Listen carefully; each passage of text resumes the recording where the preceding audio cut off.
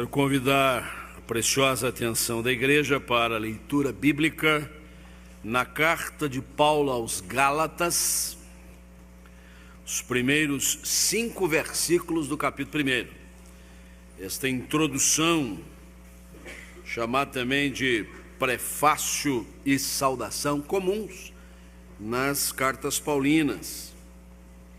Mas cada epístola traz uma marca particular. E eu compreendo que, no caso desta carta aos Gálatas, algumas lições muito particulares para nós nesta manhã.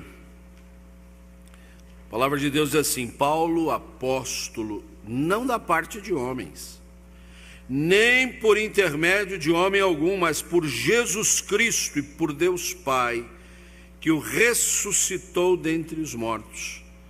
E todos os irmãos meus, companheiros às igrejas da Galácia, graça a vós outros e paz da parte de Deus, nosso Pai, de nosso Senhor Jesus Cristo, o qual se entregou a si mesmo pelos nossos pecados, para nos desarraigar deste mundo perverso, segundo a vontade de nosso Deus e Pai, a quem seja a glória pelos séculos dos séculos. Amém. Pai, fazemos nossas as expressões aqui tratadas pelo apóstolo como que uma oração. Por isso, a leitura se encerra com amém. Que assim seja, Senhor.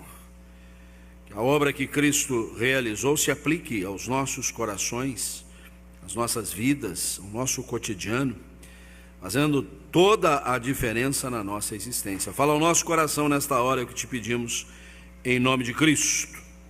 Amém. Quero ressaltar do texto lido esta expressão do versículo 4, para nos desarraigar deste mundo perverso. Vamos repetir?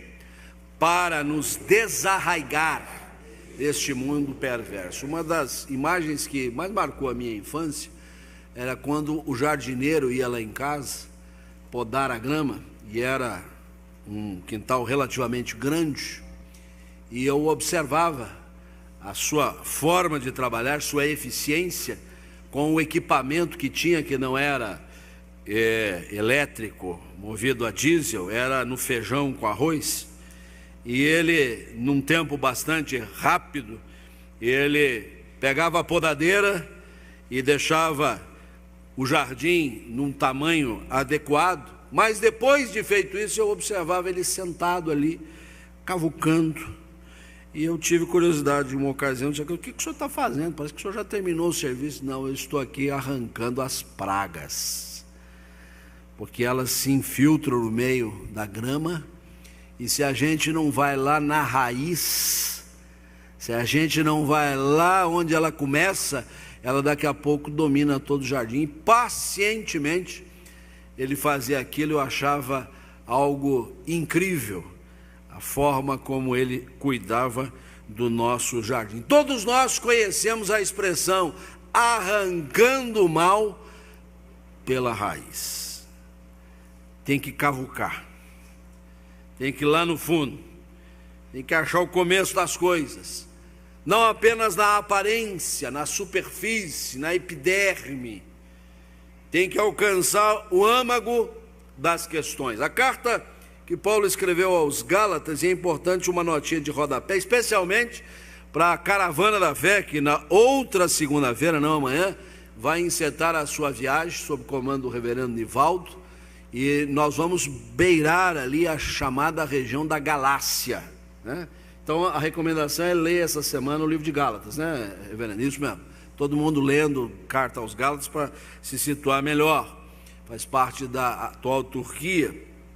E não é uma cidade, é uma região considerável para a qual Paulo dirigiu esta epístola. Com certeza a missiva circulou em várias destas comunidades, e ela é uma carta que acontece num contexto muito peculiar.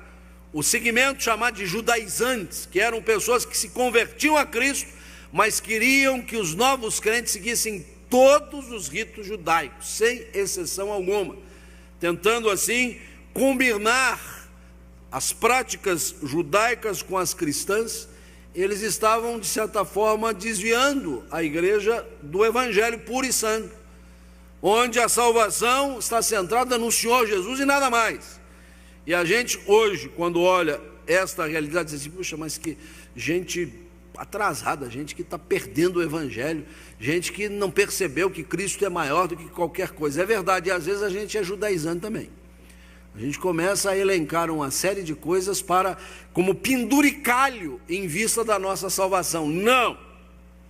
Culto às 9 horas, mencionamos na nossa exposição bíblica, Atos 4:12, que diz assim: não foi dado nenhum nome abaixo do céu, a não ser Jesus, pelo qual importa, ou seja, que é importante, que é o essencial, para que sejamos salvos. Você não é salvo que vê no culto, que deu dízimo, que vai participar da Santa Ceia, que está envolvido com o ministério. Você é salvo por Jesus. E as igrejas da Galácia estavam muito focadas nesta força que os judaizantes estavam imprimindo sobre ela. Por isso Paulo escreve uma carta para advertir, admoestar, chamar atenção. Foi severo. Ele chega a dizer: me admira muito que vocês, depois de conhecer o evangelho, estejam se entregando a um outro evangelho. E a gente deve velar, deve zelar por isso. Mas na introdução, o apóstolo Paulo, como faz costumeiramente, usa algumas expressões que se repetem nas outras epístolas, mas ele colocou esta questão: Cristo se entregou pelos nossos pecados para nos desarraigar deste mundo perverso. Duas observações preliminares. Não se engane, o mundo é perverso. A palavra mundo na Bíblia se presta a vários sentidos. Lemos no versículo mais conhecido da Bíblia, João 3,16, que Deus amou o mundo entendido como a obra das suas mãos, como os feitos que Ele realizou, como a natureza, toda a criação, incluindo as criaturas. Deus nos ama. Mas a palavra mundo também é conhecida como mundanismo.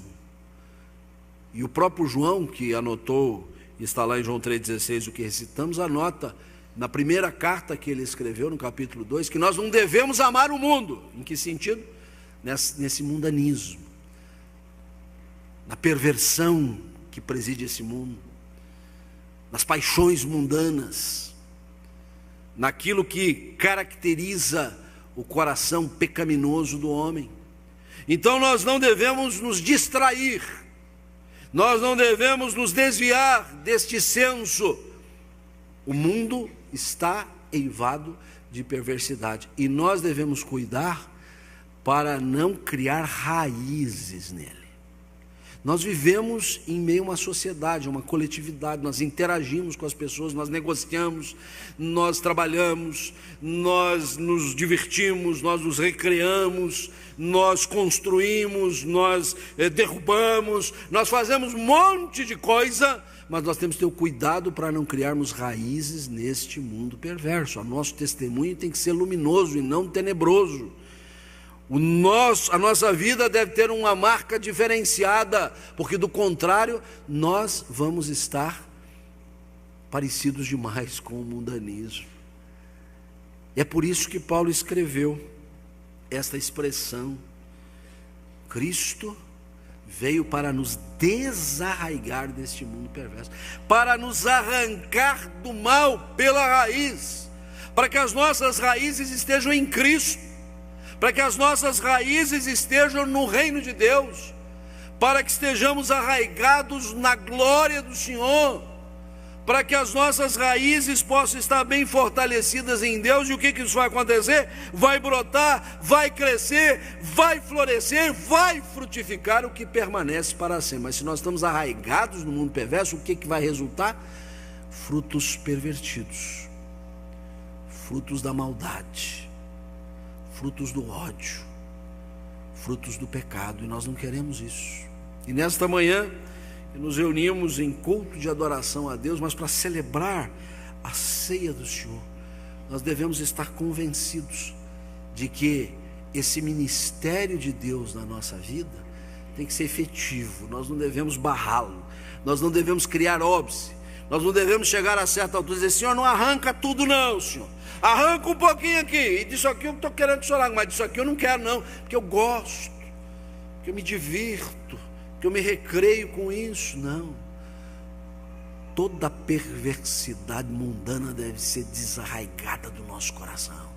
É preciso arrancar o mal pela raiz. E então, algumas coisas são colocadas aqui que são muito seguras para a nossa vida, porque neste expediente nós vamos ver a operação divina. Não somos nós que promovemos o desarraigamento, desenraizamento. Não somos nós que tomamos lá na pontinha da raiz e arrancamos. É o Senhor que faz isso. O que a gente precisa é não impedi-lo de fazer, até porque não temos poder para isso. Nós podemos, no máximo, adiar, postergar a obra de Deus. E o meu desafio nesta manhã é que você não postergue a obra de Deus na sua vida. Para isso, Ele mesmo nos favorece com as suas obras, com aquilo que é próprio dEle, com aquilo que está à nossa mercê, para ser usado em nosso favor, para que o mal seja arrancado pela raiz. A primeira coisa que esse texto nos ensina é que, para nos desarraigar desse mundo perverso, Deus nos deu a graça de Cristo. Paulo diz assim, como também é comum nas outras epístolas: a graça de Deus e de seu Filho Jesus sejam sobre vós. Versículo 3. A graça nos foi ofertada. Graça é favor imerecido. Graça é presente que nós recebemos sem qualquer mérito. Graça é da parte do Senhor, que é cheio de graça e que faz transbordar a sua graça. No Velho Testamento, a palavra que mais se identifica com graça é hesed, que é uma espécie de síntese da capacidade de Deus de amar. Deus é capaz de amar profundamente, amar quem não lhe serve, amar quem não lhe rende glória, amar quem volta as costas para Ele. É só começar a ler a Bíblia e ver isso. Os nossos primeiros pais voltaram-se contra o Altíssimo, e Ele não desistiu deles. Isso é graça, isso é hesed de Deus.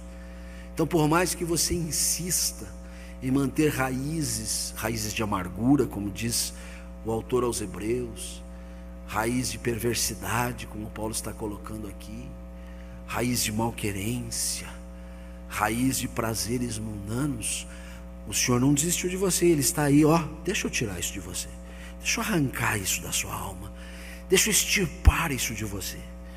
Você está batalhando, você está lutando, mas ao mesmo tempo está dividido, está conflituoso, seu coração está se debatendo.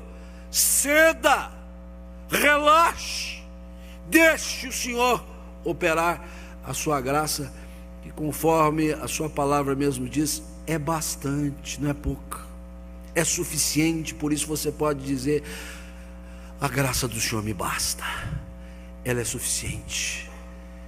Ela purifica o nosso coração, ela nos faz solver as nossas crises interpessoais, às vezes no seio do lar. É a graça do Senhor que faz isso. É a graça que é capaz de perdoar, é a graça que é capaz de nos fazer sentir-nos perdoados, porque tem gente que não consegue perdoar e tem gente que não consegue ser perdoado. As duas coisas são ruins, são pecado. Quem não cede perdão está pecando, e quem não se deixa perdoar também, porque está barrando a graça.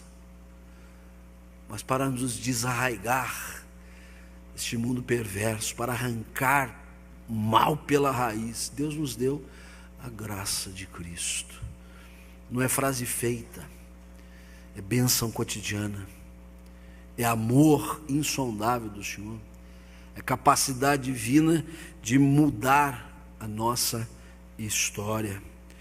Mas além disso, também nesse texto aprendemos que para nos desarraigar desse mundo perverso, Deus nos deu a paz de Cristo. Versículo 3 novamente: a graça a vós outros e a paz, paz da parte de Deus nosso Pai e do Senhor Jesus Cristo. No seu discurso derradeiro, junto com os discípulos, Jesus, ali reunido com seus companheiros mais diletos, disse: a minha herança não é material. O meu testamento para vocês não vai constar de bens patrimoniais. O que eu deixo para vocês é a paz. A minha paz vos dou. Fala-se muito em paz nesse mundo. Há organizações governamentais e não governamentais que têm até na sua própria nominação a palavra paz. Mas parece que quanto mais trabalham pela paz, mais guerra existe. As pessoas têm os seus corações voltados uns contra os outros, umas contra as outras. Estamos nos digladiando desde os grandes motivos até os mínimos. Discutimos por tudo, discordamos em tudo. E este espírito de beligerância toma conta do nosso coração, a ponto de permitir que raízes malignas se instalem na nossa alma. Cristo veio declarar a paz. Escrevendo aos Efésios, carta vizinha de Gálatas, onde estamos, no capítulo 2, Paulo vai dizer assim, que o sangue de Cristo nos aproxima, porque Cristo é a nossa paz. Isso é uma coisa importante para participarmos da mesa do Senhor nesta manhã, é que Ele não está nos convocando aqui para uma guerra, Ele está nos convocando para fazermos a paz com Ele, a paz uns com os outros. Esta mesa é a mesa da paz.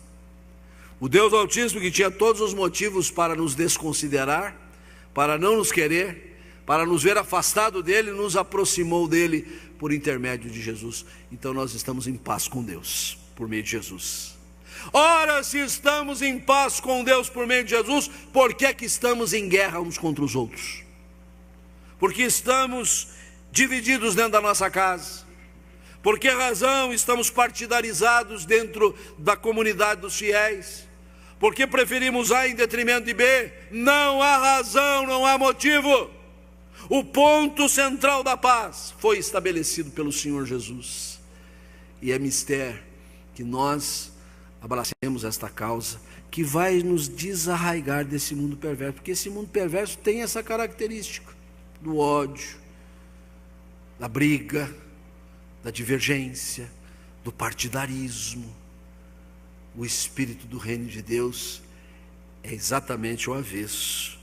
Paulo, escrevendo aos Romanos, no capítulo 14, descreve o reino de Deus da seguinte forma, porque o reino de Deus, 14 verso 17, não é comida nem bebida. Apesar que eu quero fazer um comercial, tem almoço daqui a pouco, a gente pode ir lá e comer, beber os refrescos que estão lá, né? E participar do reino de Deus. Mas por quê? Porque o reino de Deus é justiça e paz e alegria no Espírito Santo. Deus nos deu a paz de Cristo para nos desarraigar desse mundo perverso. Por que você está vivendo em conflito, em confusão, preferindo atritar-se? Não há razão, não há motivo. A operação do Senhor está sobre nós, nos favorecendo com isso, seja da graça, seja da paz de Cristo. Mas nós avançamos um pouquinho. Para nos desarraigar desse mundo perverso, Deus nos deu os enviados de Cristo. É notável como Paulo se apresenta na introdução desta epístola. É comum nas epístolas Paulo apresentar-se como apóstolo, mas outras vezes é servo de Deus. Paulo se apresenta sozinho ou acompanhado, mas aqui ele fez questão de dizer uma coisa: eu sou Paulo, apóstolo, não da parte de homens. Não foi o concílio de Jerusalém que me enviou, não foi um grupo de discípulos que disse vai, não foi a igreja de Antioquia, onde ele e Barnabé adoravam a Deus, serviam a Deus, ministravam ali, que um belo dia, por orientação do Espírito Santo, que disse: separai-me agora esses dois para ir para missões. É verdade, foram instrumentos, foram ferramentas, foram aqueles que Deus usou. Mas Paulo está dizendo: eu fui enviado de Cristo. E a palavra apóstolo, ela é muito significativa. Infelizmente hoje, alguns segmentos religiosos, até teológicos, estão pensando que essas formas de tratar servos de Deus, pastor, bispo, presbítero, diácono, apóstolo, é quase como uma carreira eclesiástica, né? No domingo passado nós tivemos aqui a grata Assembleia Geral Extraordinária para a eleição de oficiais. Aproveito o ensejo para cumprimentar toda a igreja pela participação, muito efetiva, e também aqueles que foram eleitos e vão em breve tomar posse. Alguns vão ser ordenados, inclusive, os foram reeleitos, e os que não foram certamente continuarão servindo na casa de Deus.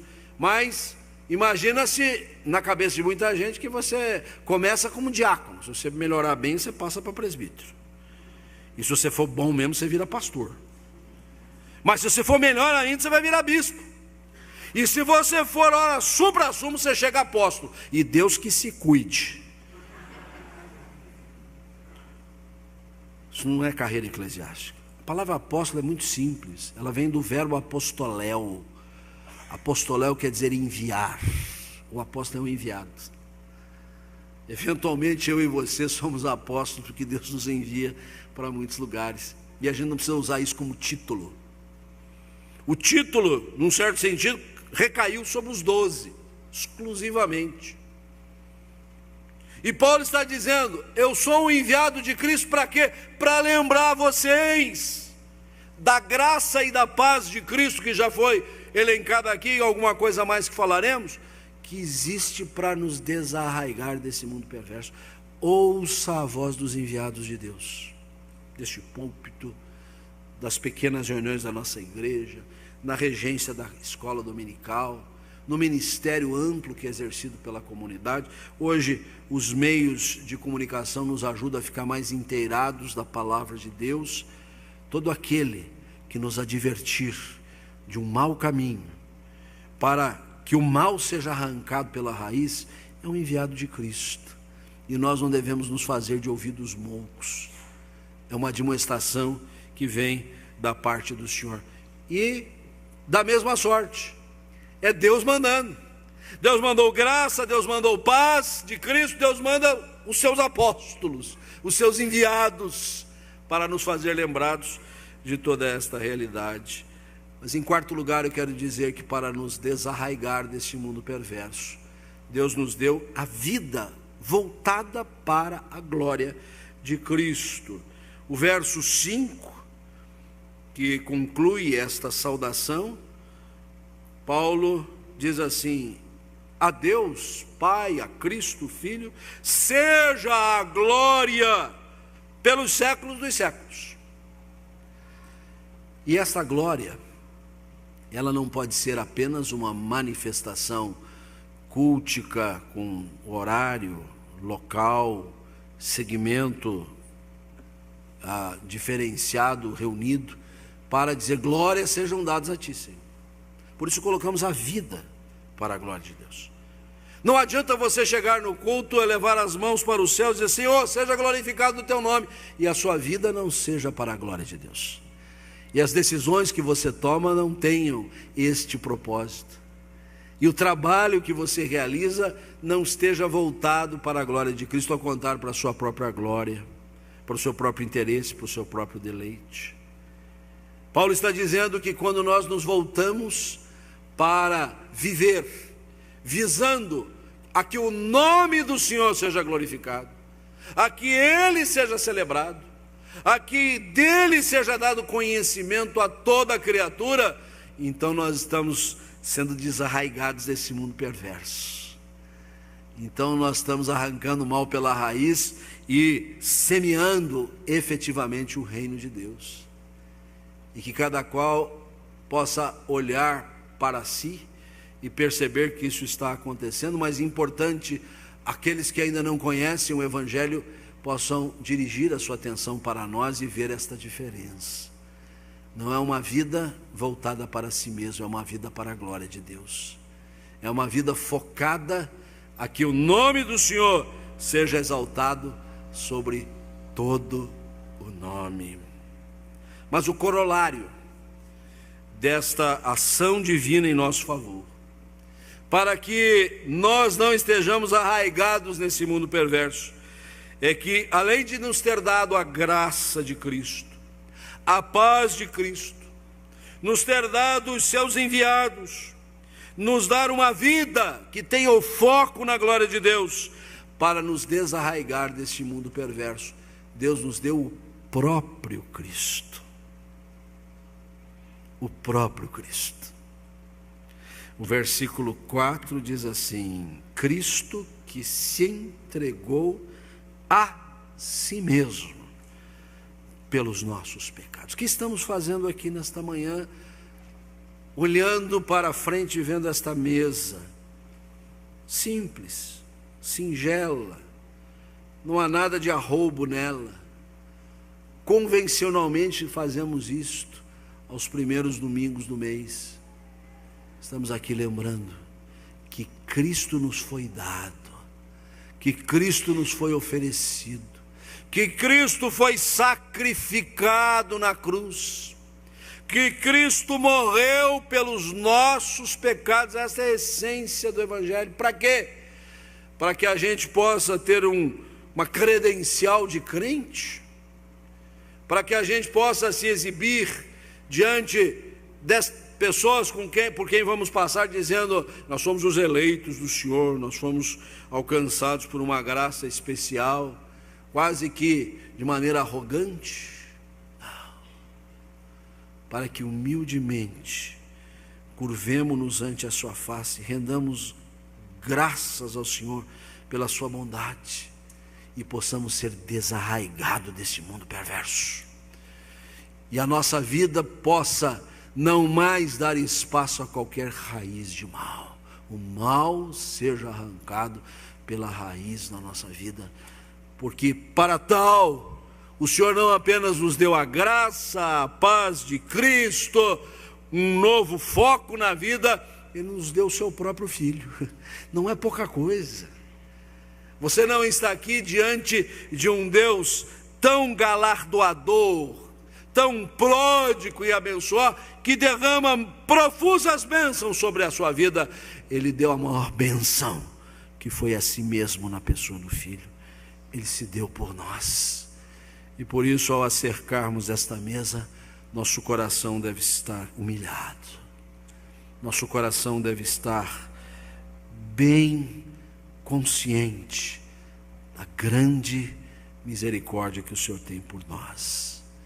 Que nós possamos aquilatar esta palavra nos oferecida nesta manhã, e a nossa oração possa compor aquilo que a palavra sugere, rogando ao Senhor: Senhor, que nenhuma raiz maligna prevaleça nos nossos corações.